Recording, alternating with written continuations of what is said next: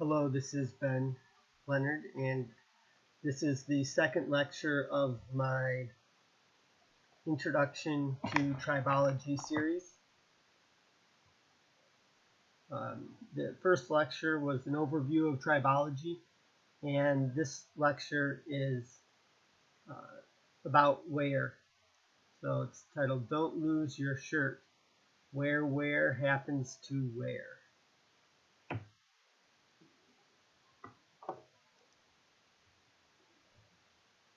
In the course of this presentation, we will begin by first discussing what is wear.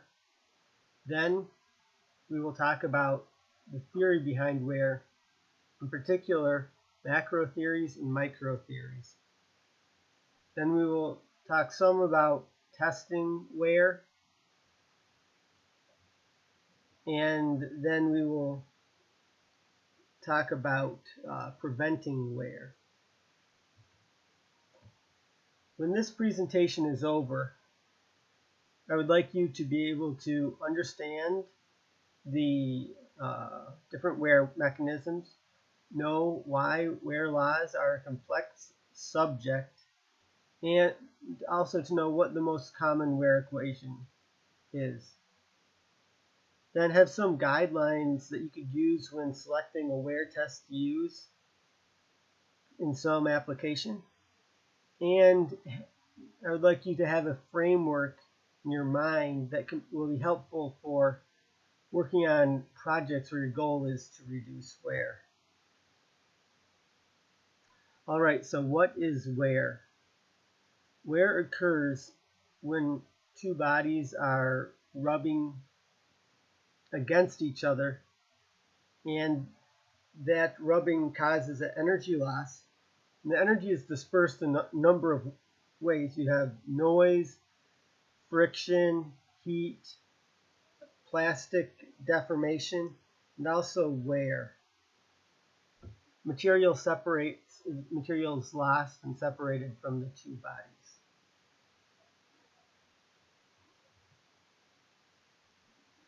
When we look at wear and we study it, two basic approaches can be seen. The first is the micro or systems approach, and the second is micro or mechanisms approach, and the second is the macro or systems approach.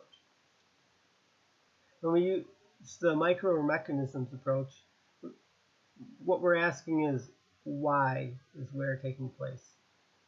And this is more a matter of something where you would microscopically inspect the surface, see what sort of damage there is, and your goal is often to give guidelines for reducing wear. Second, for the macro or systems approach, the question is how much wear is going to take place, or how long will this part happen, as opposed to the other approach, you're asking why. Next, you're generally measuring the wear loss. That then can be extrapolated in order to determine part length. And your result is often going to be an equation or a diagram or a figure to help predict wear loss. So we're going to first go into the micro or mechanisms approach. There are a large number of wear mechanisms, that you'll find listed in places, but there's four primary ones, and a lot of the other wear mechanisms are sort of a subset or in between some of these four main wear mechanisms. These are also called wear modes. So the first mechanism is abrasive wear. Why does abrasive wear happen?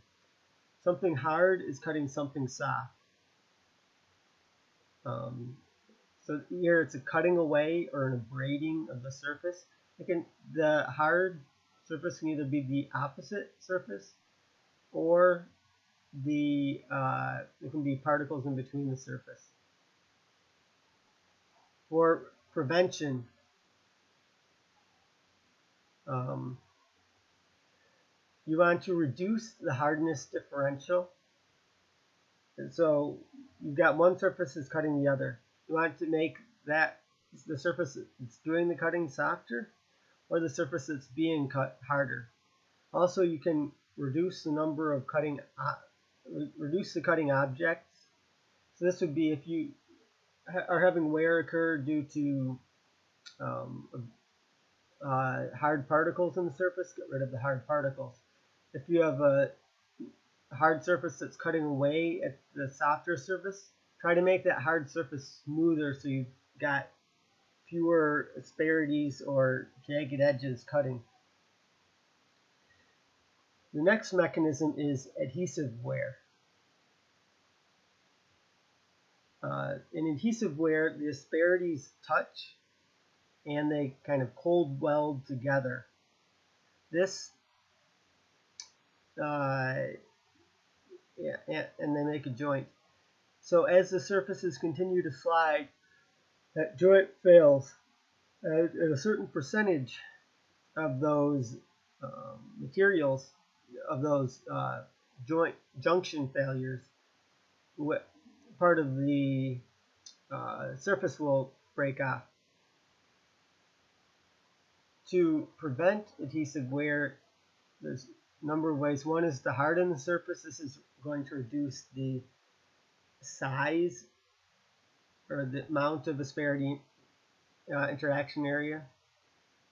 And another thing is to use dissimilar metals.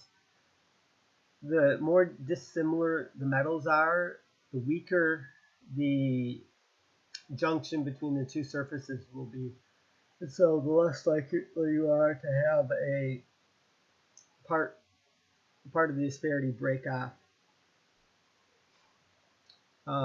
Then the next mechanism is corrosion wear. Why does this take place? Because you've got rubbing or wear taking place in a corrosive environment. How do you prevent it? Well, one would be remove the corrosive media, and the second would be to decrease the rubbing. Here, neither the corrosion or the wear by itself would be bad, but they work in concert and become more severe. The final mechanism is surface fatigue wear. This is caused by repeated loading of the surface. That can be rolling, repeated rollovers, which put a stress on the surface, or it could be repeated normal impact. You can prevent this by hardening the surface or eliminating material impurities. This is the wear is taking place because cracks form in the surface from the repeated loads. So you want to reduce the number and growth of cracks. On this slide, we've got some photographs or some images illustrating abrasive wear. So the two microscope images show the surface with abrasive wear. You see the lines that are there, those are from the surface being cut. And in the bottom left corner, you can see a diagram of abrasive wear. You've got one surface cutting into the other and creating a channel. That channel is similar to what you see in those microscopic images. And in the upper right hand corner, you can see the difference between two-body and three-body wear. For two-body wear, you've got two sliding surfaces, and one sliding surface cuts the other. For three-body, you've got, in the first case, so the one body on the top, say, is the first body one, and the other one on the opposing surface is body two, so it's two bodies. And it's often talked about as in both of them would be considered first bodies. Next, you have in the lower half of that image, three-body abrasive wear. So the third body, you've got body 1, body 2, and that are rubbing.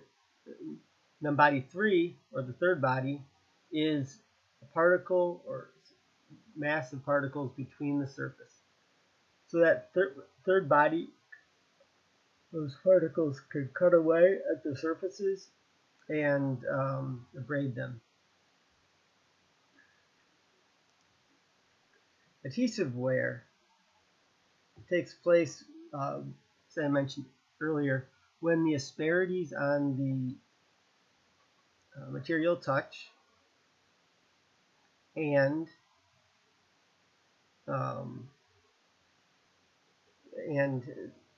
they weld together. It's happening all the time with your asperities. You don't have anyone with the welding torch going underneath. And as they break apart, the adhesion between the surfaces causes part of it to one surface either attach to the opposing surface or break off. So you often see kind of a jagged or a torn surface with adhesive wear, and you'll also find parts of the counterbody stuck onto the opposing, onto the surface. And you can see in the diagram on the upper left, you've got an asperity and that are welded together, and then on the right you have the welds breaking apart. But in this case, the weld doesn't break at the normal where the two asperities originally joined. It breaks place at a different case. Most of the time, the vast majority of the time, the asperities break by breaking along the regular fault lines, but in a small percentage of the case they don't. Know that small percentage is what causes wear. And on the upper right hand corner, you just see a diagram of the surfaces sliding and material attaches to one to the other surface. Next we have corrosive wear. This is often wear taking place due to corrosion. In corrosion, it starts from the surface and works its way into the body, and as the corroded layer becomes thicker, the rate of corrosion slows down. So you end up with a protected oxide layer on the surface frequently. Now what happens is the other opposing surface comes and rubs away that oxide layer, exposing the substrate again, and now your corrosion process is able to resume. So in these two schematics on the right, you can see the idea of a corrosive layer that's getting pushed off of the surface. And on the left, you can see a couple cases in which there was corrosive wear. In one part of these surfaces, they show a lot of rust, and there was also wear taking place. Next, we have surface fatigue wear. This surface fatigue wear occurs because of crack growth. In the upper right hand corner, you can see the concept of this. This is showing the growth of a spall and something such as a rolling bearing. Upper body repeatedly rolls over the lower body. There's stress from the upper body being on top of the lower body causes cracks to nucleate and form. By the time those cracks grow and material comes off of the surface. You see on the bottom is a spall forming, spalls and bearing are on a surface. Materials worn and then flaked away. You also can have fatigue wear from fretting fatigue. You can have fatigue wear from repeated normal loading, which is called impact wear.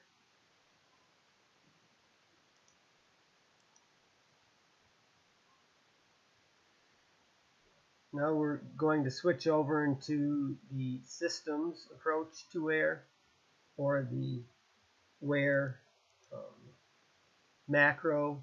the macro view of wear. For this, we're looking at a much larger scale. So whereas before we were zooming in on the surface and saying, okay, what is taking place here? Why is this happening? What made the material separate? Now we're looking at a part and we're saying, how much material has been lost? So as we look at a part's life, we're going to begin by seeing that there's different stages in life. First is the running in period, where you've got a higher wear rate. Next is steady wear. This is hopefully the duration of the life of a period of a part, and wear is relatively constant. You're losing wear, but it's at a rate relatively low and acceptable. And then towards the end, you get severe wear. As the part reaches the end of its life, there's oftentimes a rate of high wear as it fails. And there's variations on this. You could have a couple of different stages of steady wear in the middle. Some cases you might not be a steady wear. You could go right from running in to wearing out. Or you might have no wear and then suddenly you get severe wear and everything fails quite quickly. In the running in phase, you can see a schematic of that at the bottom. Typically you're breaking the high points off the asperities. This tends to make the surface negatively skewed, or it has more valleys than mountains. And that's good for lubrication and reducing wear.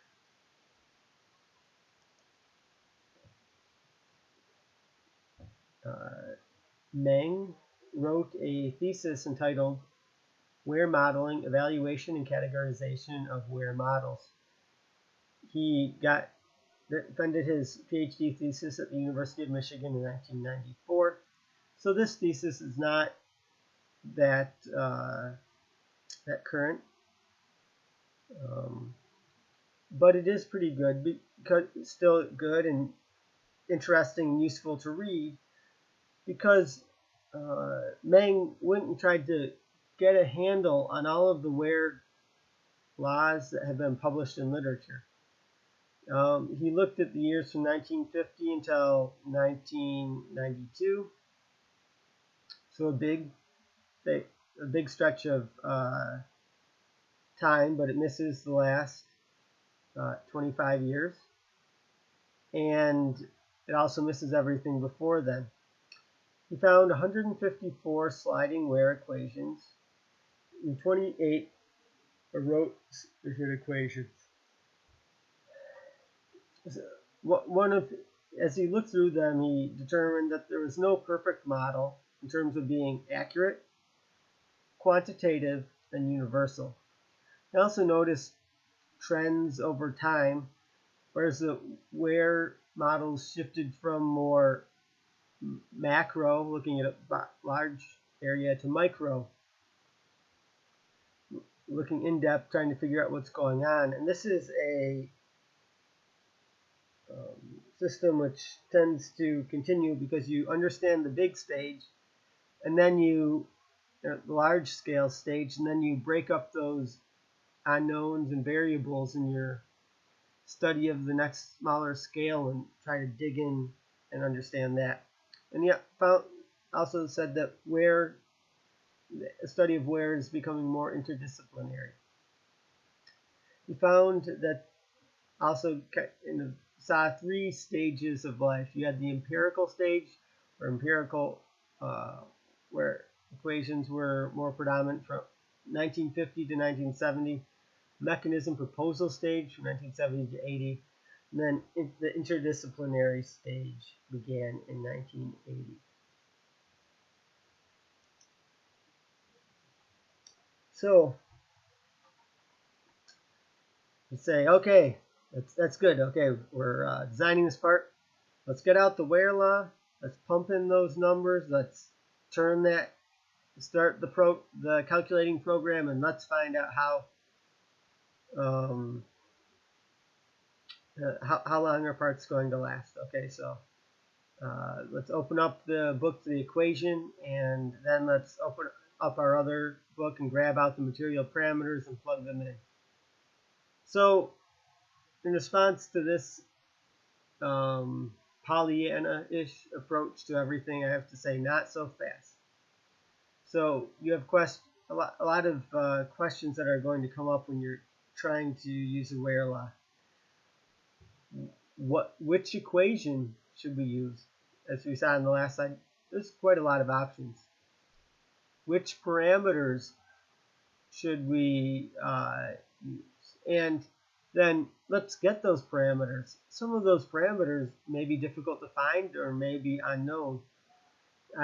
Not all that many materials companies are going to know these esoteric material properties for all of their materials. Then, so you ask which equation, but is that equation valid? What are the operating conditions of the machine? Can you take those operation conditions, and how certain are you of the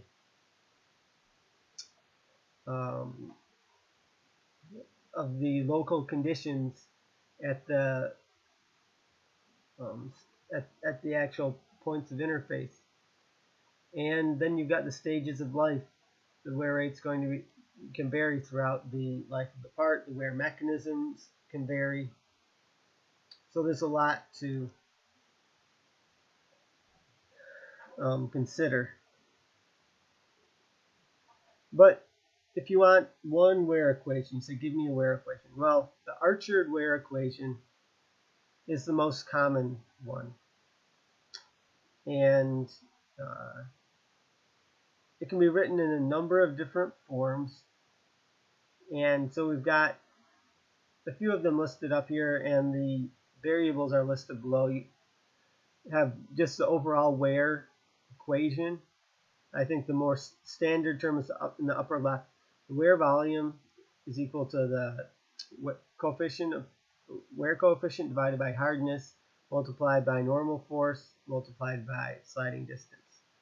This was published by Archard in 1953, and he based it on earlier work by Holm in 1946. It's based on disparity contacts. So if you look at the other ways, you could take that wear equation and convert it into a wear depth. So in that case, we divided by both sides by area. Wear volume goes to wear depth, and normal force turns into pressure. If you get the wear volume versus over time, take the derivative of each side with respect to time. You get the sliding velocity. You've got the rate of wear depth growth. There you have pressure and wear volume. So is this going to get you right on? It's not going to get you right on, but it has the two main parameters people look at: normal force, sliding distance, and it's used the most. It's the most commonly used wear equation.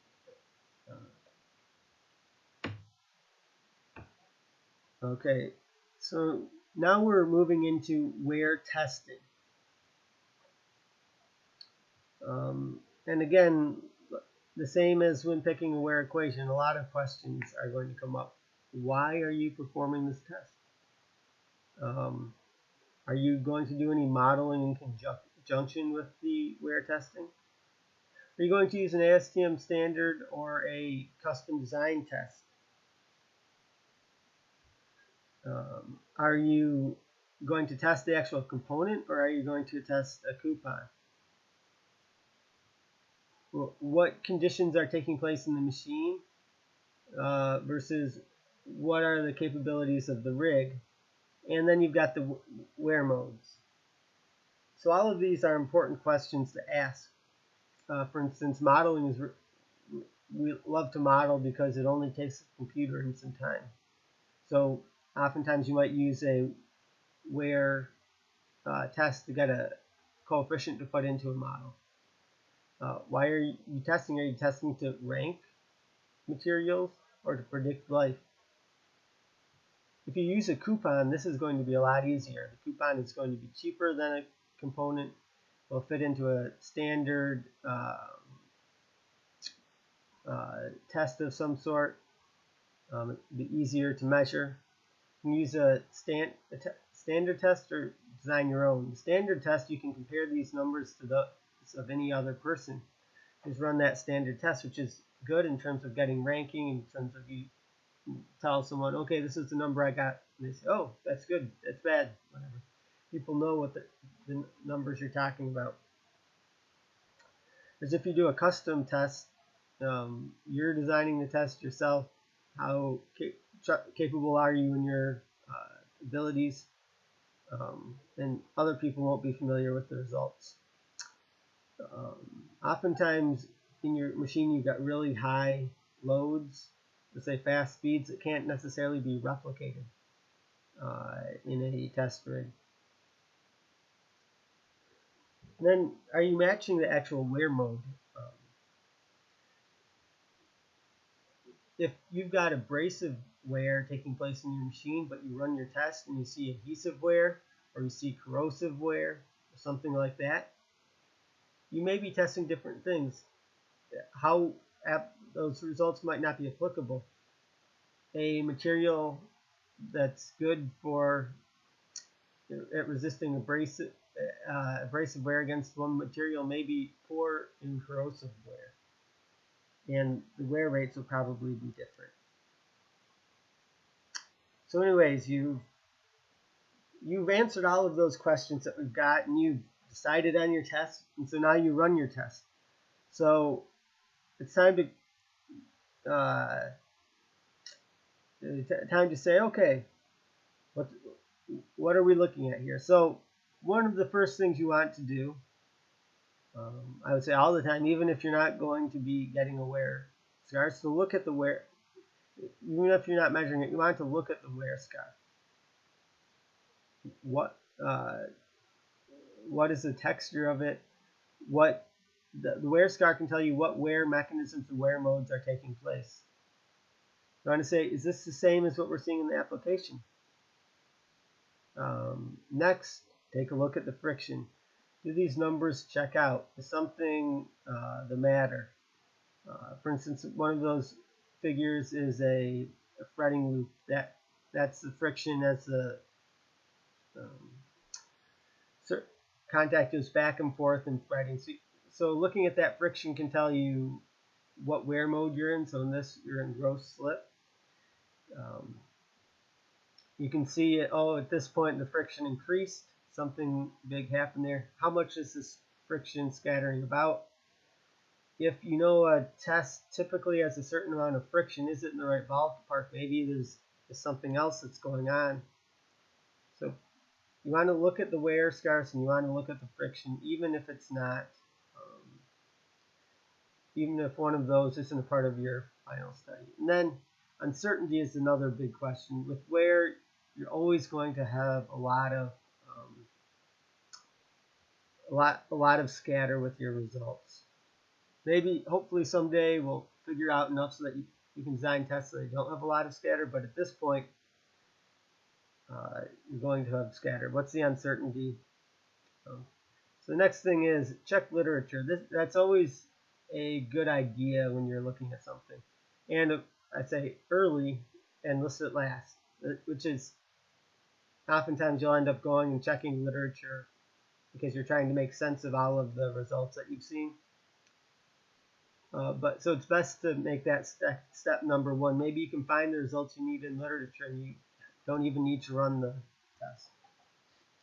But you can compare versus what other people have seen, and that will help you out understanding what's going on in your test. So there's a number of common wear tests. One is the 4-ball test. I work in Greece, and this is our go-to test for grease. You get a friction and a wear measurement out of that. The pin on disc test is, again, one of the most commonly used tests. The pin can either be circular or cylindrical, so you've got a flat or curved surface.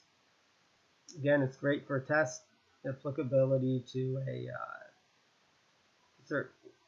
contact is not always that easy. Block on ring test, again, pretty common.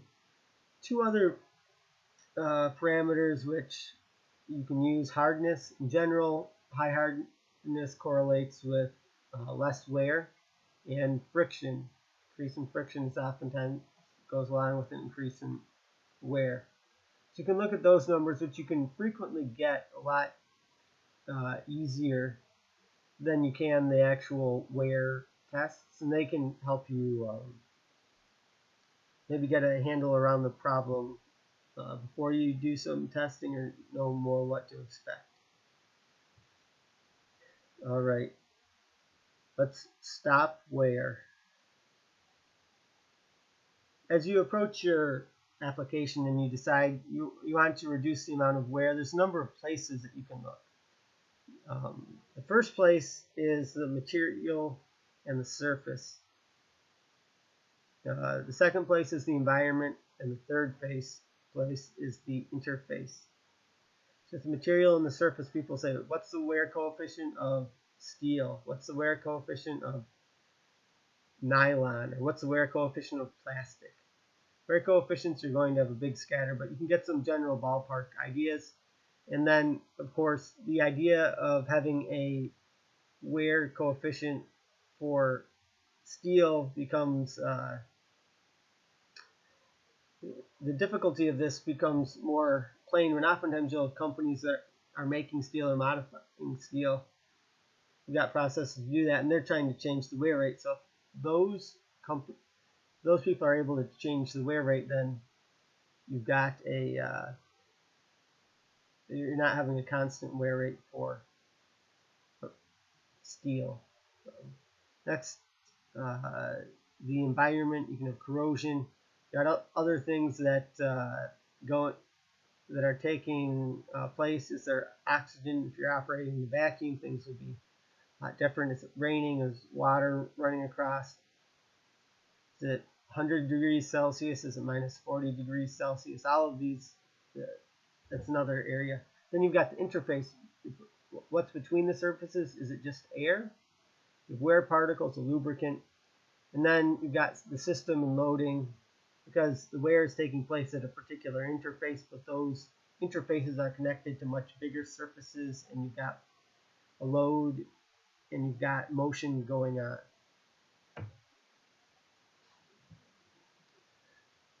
Those are all, and all of those things control wear, and they can all be used to help reduce wear. So we begin by looking at the system and environment.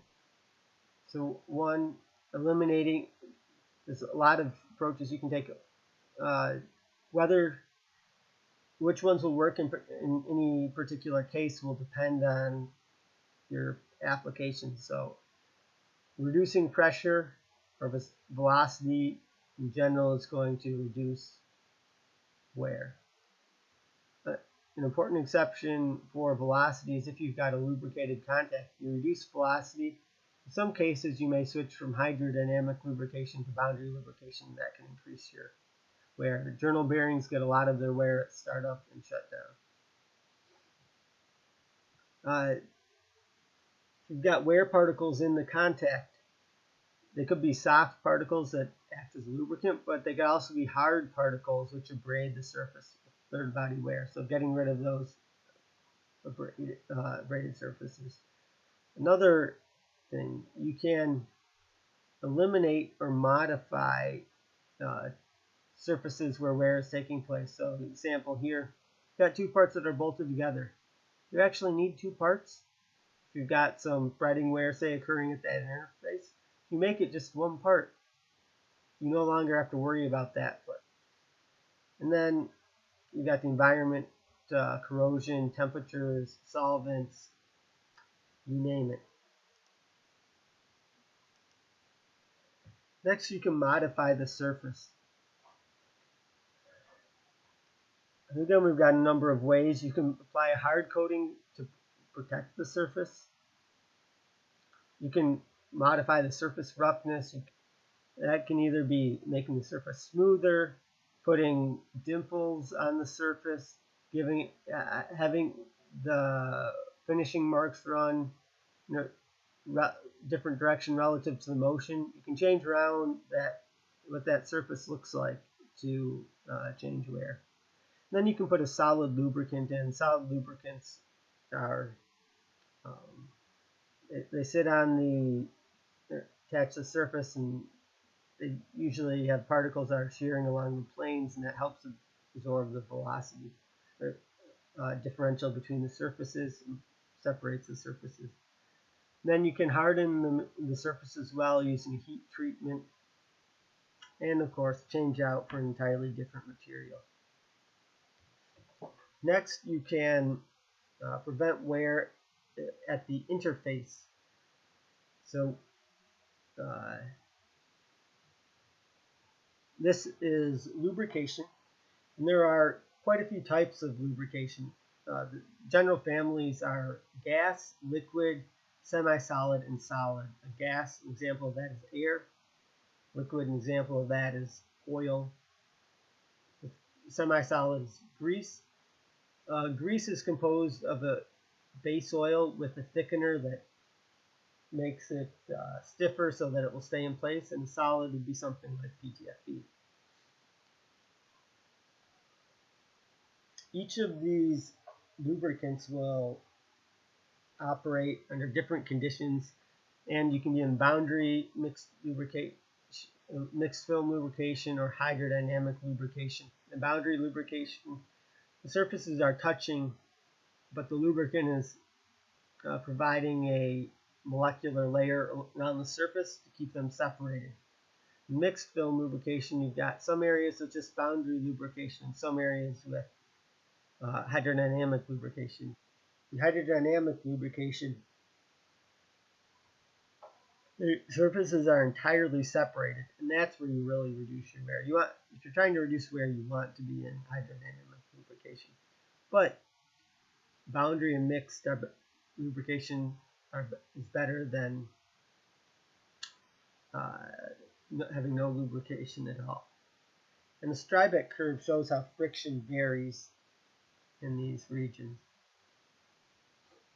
So now we're going to wrap up for this presentation.